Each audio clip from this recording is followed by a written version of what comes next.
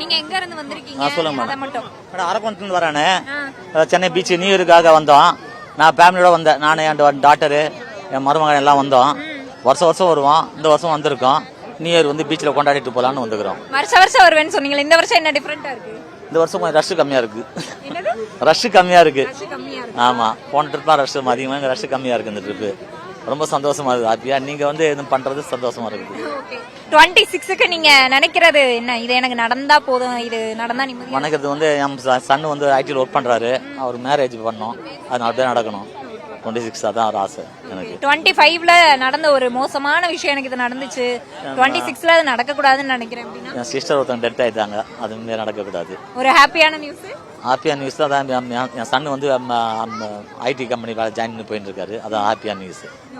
உங்களுக்கு இருந்த ஏதாவது ஒரு கெட்ட பழக்கத்தை விடணும்னு நினைச்சிருப்பீங்களா? 26 கெட்ட பழக்கம் எதுவும் இல்லை மேடம். எனக்கு எதுவும் இல்லை. கெட்ட பழக்கம்னா ஒய்ஃப் தான். இங்க வாங்க. ஸ்மால் டாக்டர், சின்ன டாக்டர் சரஸ்வதி, அவங்க பிக் டாக்டர்.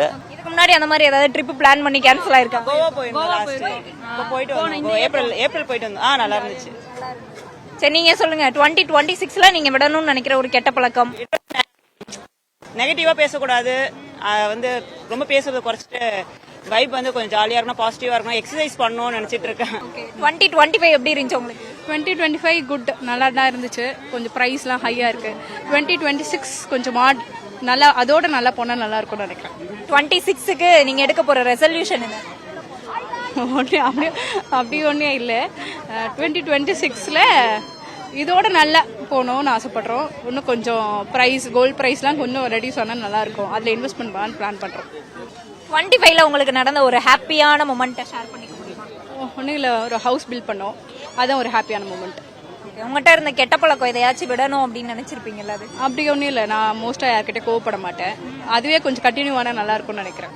சென்னை எப்படி இருக்கு? சென்னையில நீங்க வந்து பார்த்த வரைக்கும் இப்போ அதுவும் நியூ இயர் செலிப்ரேஷனுக்காக ரொம்ப வைப்ரண்டா இருக்குது. அதை பத்தி? நல்லா இருக்கு. இப்படியே போனா நல்லா இருக்கும். எல்லாமே சேஃபா இருக்கணும்னு ப்ரே பண்ணிக்கிறேன். 26க்கு பீப்புளுக்கு ஏதாவது ஒரு இது சொல்லுங்க. 26க்கு பீப்புளுக்கு சேஃபா ஹாப்பியா நியூ இயர் செலிப்ரேட் பண்ணுங்க. அந்த பைக் ரேசிங், கார் ரேசிங் இதெல்லாம் வேண்டாம் அப்படின்னு சொல்லிட்டு. ஏதாவது கெட்ட பழக்கம் இருக்கு, அதை விடணும்னு நினைப்பீங்கல்ல? எனக்கு வந்து இப்படி கோவப்படுவேன் டக்குன்னு, அந்த மாதிரி நிறைய சொல்றாங்க. நீங்க இல்லைன்னா ஜிம் போகணும்னு நிறைய பேர் ரெசல்யூஷன் எடுத்திருப்பாங்க.